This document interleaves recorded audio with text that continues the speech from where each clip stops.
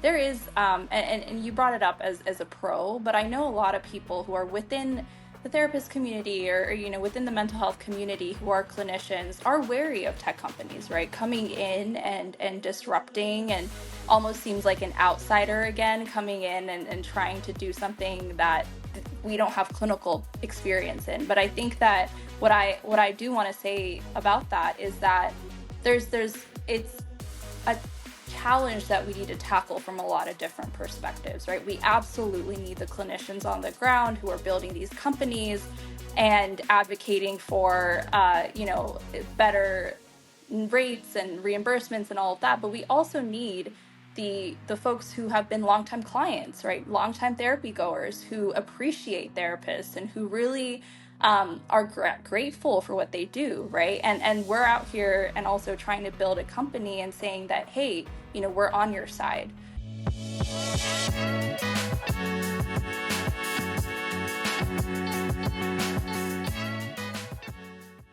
All right, welcome to The Boost, conversations with people promoting mental health. And I'm really happy to be here with Sanjana Sathya, who is co-founder and head of growth at Thrizer. How are you doing today? I'm doing really well. Thank you so much for having me. Yeah, absolutely. It's great to have you on the show. And we're going to get started, as we always do, with two questions right out of the bat, which is the virtual hug and the shameless plug, as a way for people to get to know you and then for you to have just a little moment of gratitude that we can all benefit from. So let's start with the virtual hug. Tell us somebody or something you're thankful for today. Yeah, wow, great question. I would say I've been especially grateful for the mental health community that I've been so warmly welcomed into.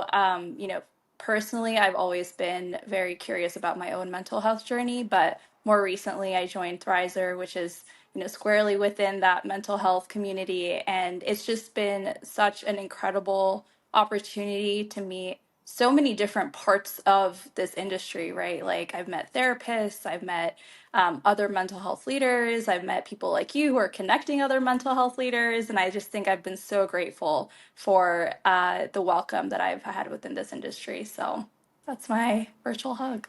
Man, it's the same way for me. I'm always pinching myself about this community of people that, they're working on something big, something higher than ourselves, something really important. And there's something, I think, um, inspiring about that brings us Mhm. together. But yeah, it's been so fun and cool to see on LinkedIn, you and I kind of like starting to roll in similar circles and bump into each other online Mhm. that way, because it is such a welcoming community. So I Mhm. love that too. I benefit from that. I'm grateful for it. Mhm. So give us your a shameless plug. Talk about Thrizer, talk about the work you're doing. And it sounds like you've come in from maybe industries that are not related to mental health. So maybe talk a little bit about that context too. Yeah. Absolutely. So I officially joined Thrizer about, I would say, 3 months ago, and it's been a whirlwind. It's been super fun. I came in, like you said, I had healthcare background, so I was working within, the oncology space at Genentech, working on strategy there. I was at One Medical for a bit, also working on, preventative care and primary care there, but I think what led me here to Thrizer is my own mental health journey. And it's just been the best thing. So, Thrizer, I'm, like you said, co founder and head of growth there.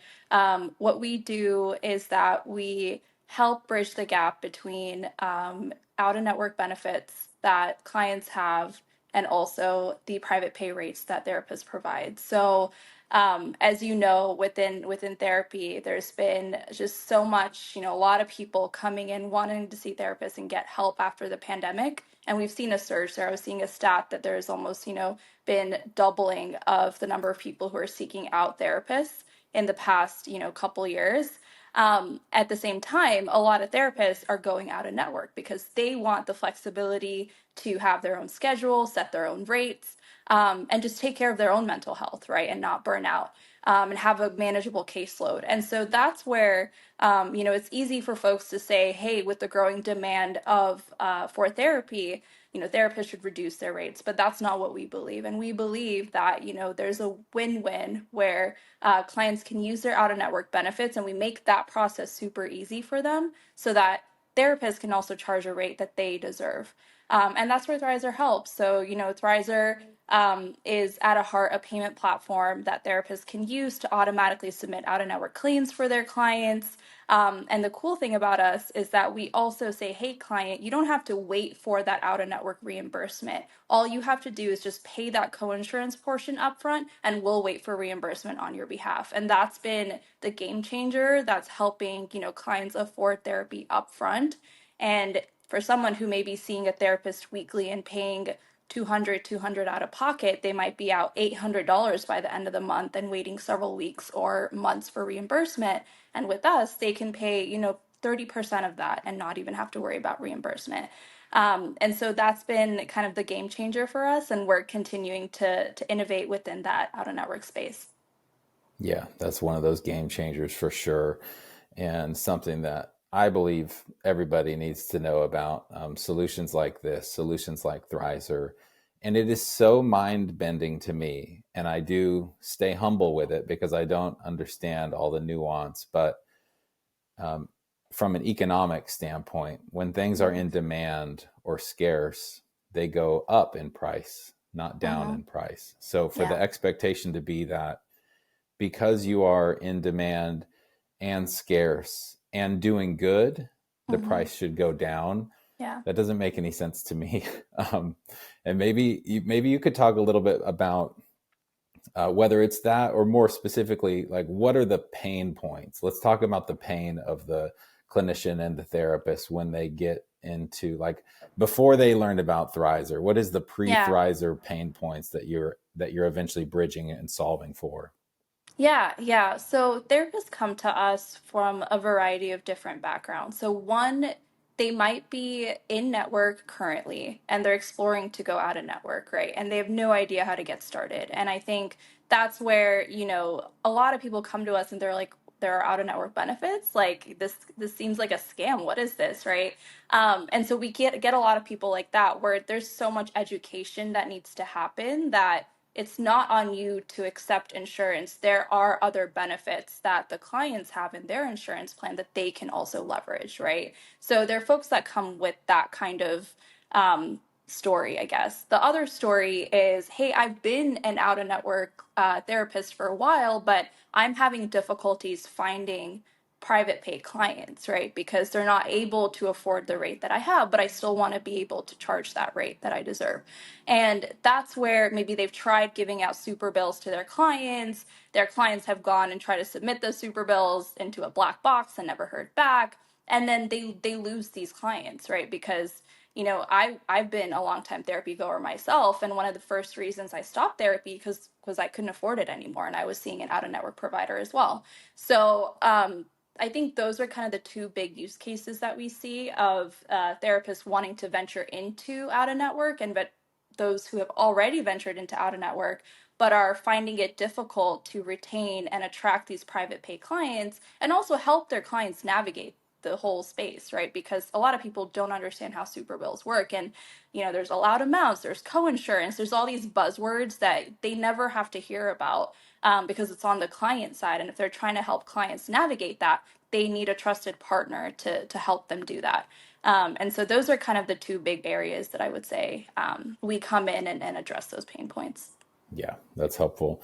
And we do have clinicians and behavioral health executives listen to this show. We also have marketers, and um, they may be less familiar with the super bill concept. So just like the explain it to me like I'm five idea. Like, explain what a super bill is.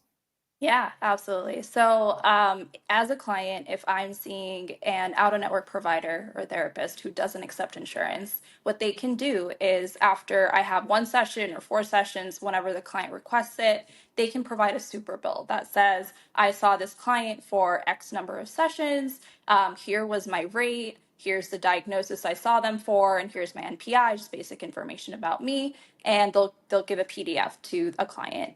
From there, the client has to first figure out, okay, what do I do with this PDF, right? Like I have it, now what do I do? And so they have to go onto their insurance portal. They have to figure out where to upload that super bill. And they have to manually enter a lot of the things that are already on the super bill. So they have to say, I saw them for 4 sessions. This is how much it was. Here's my diagnosis. It's a very manual process. And then from there, they submit it. And as was my experience for the longest time, is I never heard back. Like I never heard back from insurance. I wasn't sure, did it get sent? Do I have to resend it? I got on calls with insurance. That wasn't very helpful. So I spent hours on the phone. And then finally, if it is successful for someone, they'll get a great, you've been approved. But then wait, you have to wait for a check in the mail. And it's like, whoever uses checks in the mail anymore, right? Like, and so then you have to make sure your address is correct, right? A lot of times I know my address is not updated on my insurance portal and it can get sent to the wrong place. Finally, weeks, months have gone and you get that check in the mail and then you have to deposit it, which is the whole thing too. But yeah, that's usually the process that is the out of network journey and super bill journey for a client. Yeah, yeah, it's shocking that that is the Yeah. process. That here we are in 2024, and we are printing out Mm-hmm. PDFs and sending them into somewhere, some person, and waiting for a paper check to come back. I mean, Yeah. there's such inefficiency still in the system, which is always, an opportunity to reduce friction. Mm-hmm. Um, we see that in so many ways. Like that's partly what's so exciting, I think, to the world about things like blockchain and cryptocurrencies and like Mm-hmm. insurance and payer reform, is that there's still silos and there's still a lot of stickiness and friction in the system Yeah. and some legacy systems that we can improve along the way. So yeah, that's fascinating. Tell us about Sanjana, the human, the person. Tell us about like a little bit more about who you are and what you do, maybe outside of Thrizer. Yeah, thanks for asking. I am based in San Francisco. I've pretty much grown up here, but I moved around a lot as a child. I was born in India. I moved to Dallas first, and I was there. And then I moved to the Bay Area. So I've been in the Bay Area for a big part of my life. And, a lot of movement. I went back to India, I moved back. So there's a lot of, I think, change was a very constant in my life as a childhood.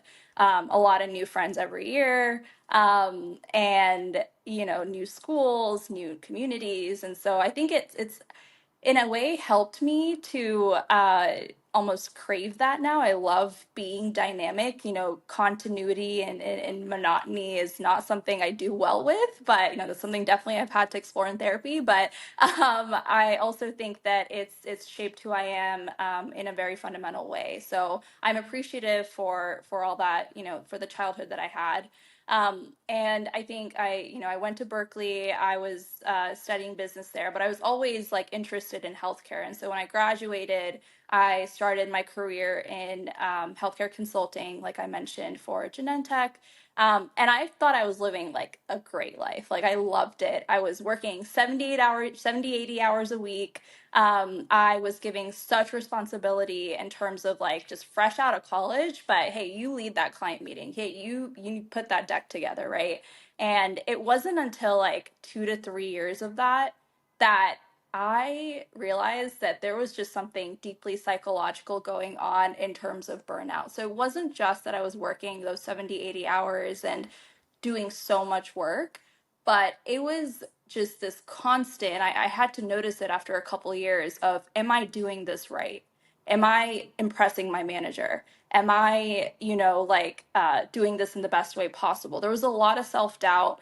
And what's taking me years to realize now is that it was just a deep rooted sense of people pleasing that I'm still trying to like get over and trying to be really vulnerable here, because that's kind of how my brain was wired. And it was only after I burnt out that I, started seeing a therapist. That was the time that I started seeing my therapist for the first time. And that's when she, kind of sat me down and she's like, I'm sorry you're feeling this way. You don't have to feel this way. And also, I am diagnosing you with generalized anxiety disorder. And so that was really like a whoa moment in my life because I was like, I always knew I was an overthinker, but I didn't realize there was an actual diagnosis attached to that, right? And what began after that has just been my journey. So, like, I got on medication after that diagnosis. I took 6 months off of work to really just focus on myself. And that was very jarring for someone who was always like viewing herself as a high achiever. I'm 24 and I'm already like, I can't even deal with corporate. Like, what is this, right? There's a lot of blame. But I think since then, like I've just really been on this mental health journey for myself. And that's what led me to Thrizer, right? And I think, you know, you were asking, what do I do outside of work? Like, I really try to get my workouts in. I try to eat healthy. I go on a lot of walks. I journal a lot. I try to maintain a good social community around me, and just do things that make me happy because the Sanjana who was there just 2 years out of college did not do any of that. She just worked, right? And I've been trying to get a lot more balance. And I think that's been incredibly helpful now as a founder, where we're still working 70, 80 hours a week, but you know, it doesn't feel that hard anymore, right? And I think that's what's really given me that appreciation for therapy, because that was honestly what saved my life and really, really helped me at that point. So yeah. Thanks for sharing that. I'm remembering as you're talking how much we have in common. Yeah. Um, you know, whether it's like moves early on, you know, in life. And I'm not going to like try to unpack all of this for you or me, but there is a nurture part of that for me that's been, you know, you have to stay on your toes. You know, you're not on the inside circle necessarily of, you know, the community that you're in. You sort of have to Mhm. win your way in, Mhm. and that yeah, and that's one component of like the people pleasing idea in my own Mhm. experience that, Yeah. you know, I overcame, and being in different like conflict situations, you know, I mean, Mhm. different moments of tension where you decide, you know, where I've decided like what my role was early on, or instinctively just picked a Yeah. role, you know. And Mhm. so there's a lot there. Talk a little bit about India. Were you, when were you there? How old were you when you were there, like last? I try to visit pretty often actually. Okay. So I grew up visiting almost every summer, because my entire extended family was out there. So it was just my parents and me here for the longest time, and then I ended up, you know, way further down the line, getting a sibling. And she's 14 years younger than me. So, you know, I was an only child for a really long time. So our community was our grandparents, my aunts, my uncles, everyone in India, right? So we would visit every summer, and I really, really appreciated that. The last time I was there was actually this past December, so I was just Okay. there, and got to see my family, and it was incredible. Yeah. What's your favorite things about India that come to mind immediately? I've never been and I'd love to go, but Yeah. what do you like about it? Oh my gosh.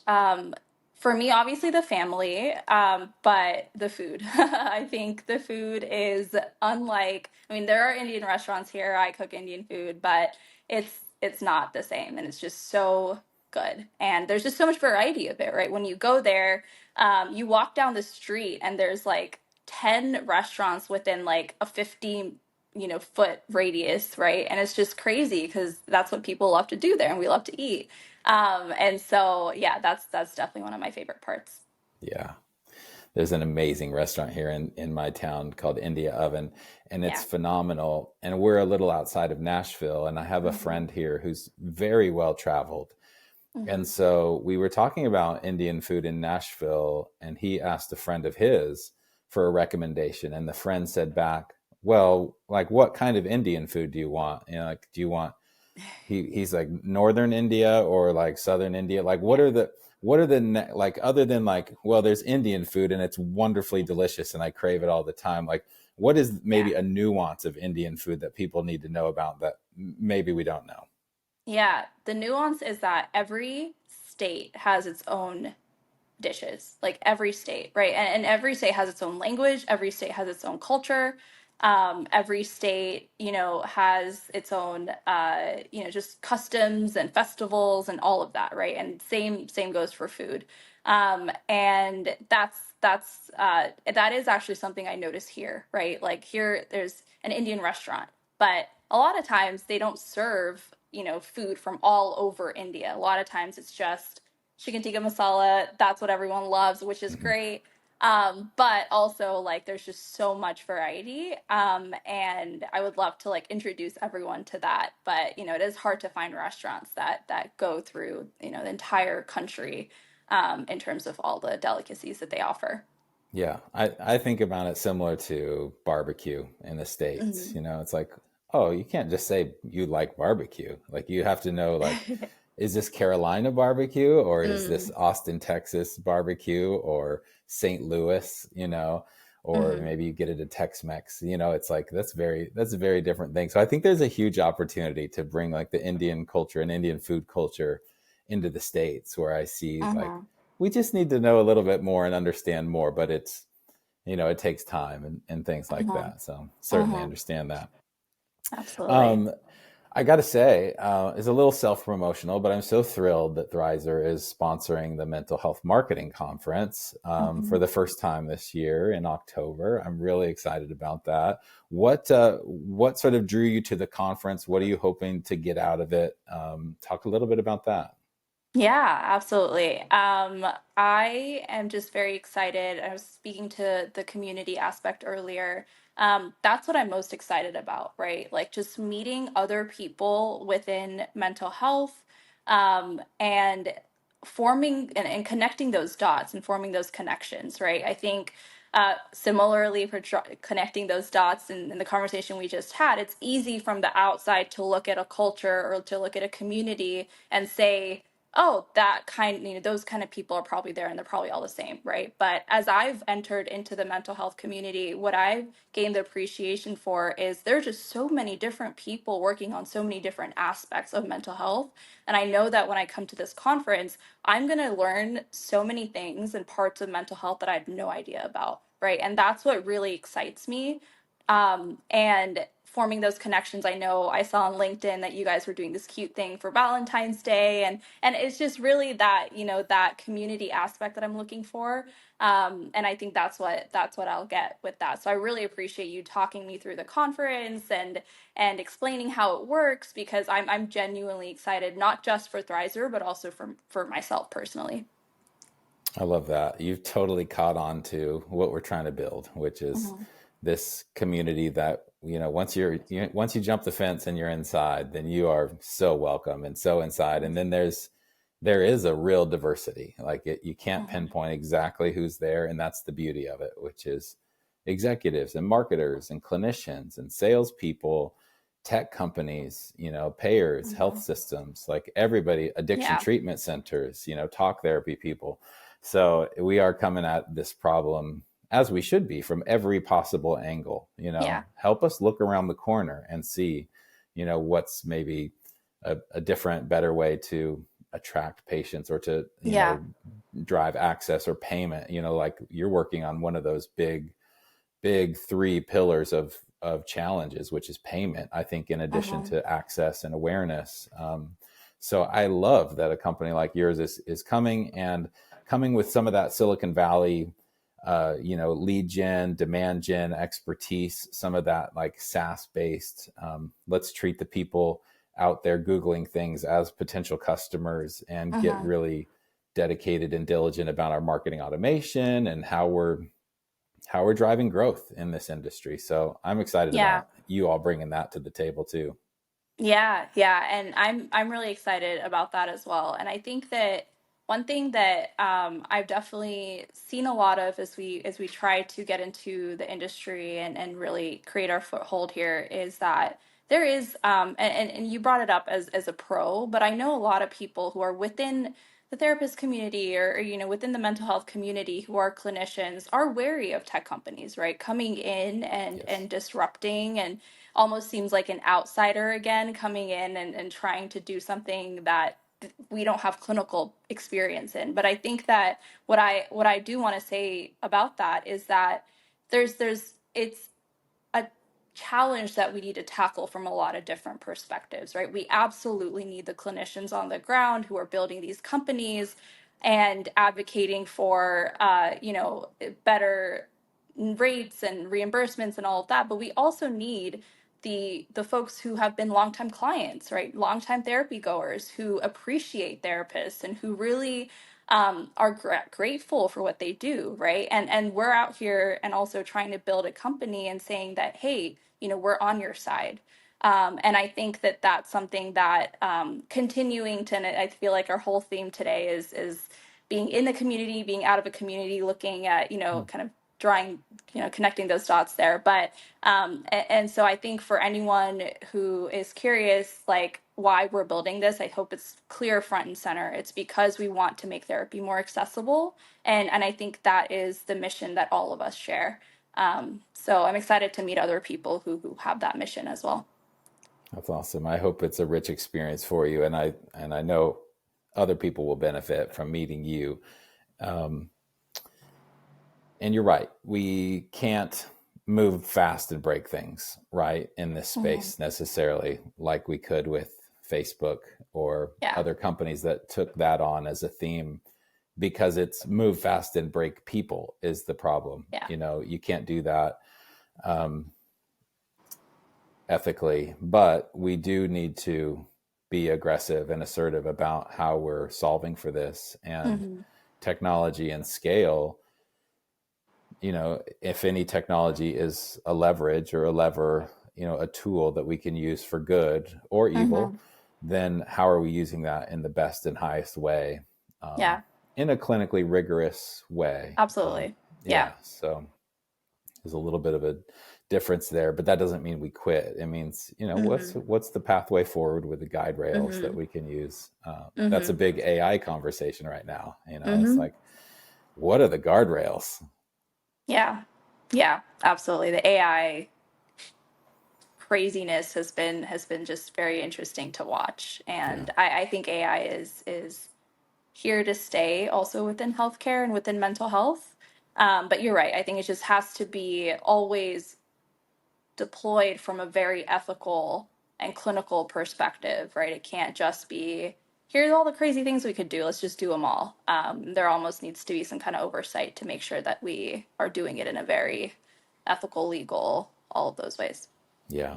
Yeah. I think we have 110 speaking submissions now, and at least five of them mention AI right in Yeah. the title. I think Yeah. last year it was sort of like we were tiptoeing our way in, so we Yeah. did this little AI debate, which was like the pro and con. This year it's like, oh no, we're going to be talking about this a lot. Yeah. Like, I almost think Absolutely. it could be a content track, like an afternoon of AI. Yeah, yeah. I'm so excited for this conference. Like you have no idea. We're gonna start preparing for it like today. Sweet, you're gonna enjoy it. I'm gonna love seeing you there and the team. And thanks for supporting the event.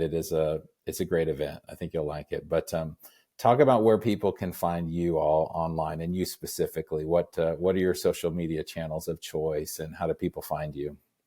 Yeah, yeah. I am you can find me on LinkedIn, so I'm pretty actively entrenched in that community. And Thrizer, yeah, you can find us on thrizer.com. That's THRIZER.com. And it's a very intuitive onboarding process. You can schedule a call with me, like whatever is easiest to help get folks onboarded onto Thrizer quickly. As I mentioned, our big product is geared towards therapists and group practices to help them submit these out of network claims automatically, provide them with a real time calculator that they can plug in their clients' insurance information and provide them their clients with their upfront benefits for out of network in a very easy way.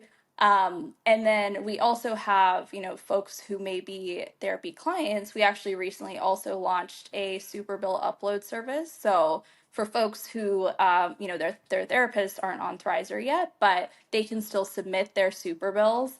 And we cut out all of that friction, right? We submit it for you. We manage it end to end. We have those relationships with Oh, insurances wow. to get that very quickly sorted out, and you'll receive your reimbursements via direct deposit and not checks because we hate those. And so that's also something that, therapy clients can also enjoy with Thrizer. So that's a B2C play. Yeah, it is. Oh, So that's that's cool. our I didn't recent. realize that. Yeah, so that's a recent product Okay. that we actually came out with, and it really came from a lot of people being like, "Hey, I have super bills. I don't have therapists who use Thrizer, right? So can you still help me?" And there is absolutely, we can help you with that, right? So that's where you just upload it, and we would manage that claim end to end and send you that, reimbursement via direct deposit. So that's still cutting out a lot of the friction of needing to contact insurance yourself and managing all of that. I celebrate that. That is exciting. Wow, that's an Hmm. update right there. I didn't know that. Yeah, we dropped it for the first time here. So On the it's boost. It's literally an been like two exclusive. weeks. Wow, that's So awesome. yeah, yeah. Wow. Well, Hmm. the last question, wrap up question, it's kind of fun, is Yeah. like tell us a piece of content that you're taking in lately. And by that I mean it could be a record album, it could be a podcast, it could be a book, it could be just a song you have on loop, anything. What's something that you're taking in lately? Oh gosh. I feel like I'm gonna get a lot of shade for this because I'm very late to the game. I've been watching Breaking Bad. I literally did not I was not on this boat a decade ago. I don't know Yeah. what was wrong with me. But yeah, watching that with my partner, he's someone who's obsessed with it. He's seen it like 30 times. And it's just such a, obviously it's fun and you're at the edge of your seat, but I think there's just so much, again, about human psychology that I really enjoy about that show. Just the character development, and as someone who loves, psychology and mental health and all of that, it's been kind of an absolute delight to watch that show. So I'm actually, tonight is when I'm watching the finale. So I'm very excited. Okay. Nice. I need to go back and revisit that because I had a bad experience with Breaking Bad, which was I just flipped it on, this is like a decade ago or whenever it was on. I Yeah. flipped it on and it was like a real early episode. They were like in an RV and like, I was like, okay, I got the gist for this. And Yeah. then I didn't follow the seasons. Yeah. And then like, a couple years later or whatever, Breaking Bad's on. And I'm like, I guess I'll watch, I'll just turn it on and see like what Yeah. this is about. Well, it was the finale. And Oh so my I was gosh. like, oh, I just totally spoiled myself. Like Oh I no. didn't even realize it was the last episode. I was just like, okay, well, I caught basically how this uh, all ends. It was like flipping to the end of a book and reading yeah. how the book Yeah. ends. So I need to Oh go no. catch the middle parts now. Yeah. I mean, it's still a good story to follow. I won't spoil it for And you, yeah. Oh no. You can't give me a spoiler. buddy. All right. Well, Sanjana, it's great to talk with you. Thanks for getting on the boost here, and can't wait to see you in October too. But thanks for doing this. I appreciate it. Yeah, thank you so much for having me and excited to see you as well soon. For sure. Talk soon.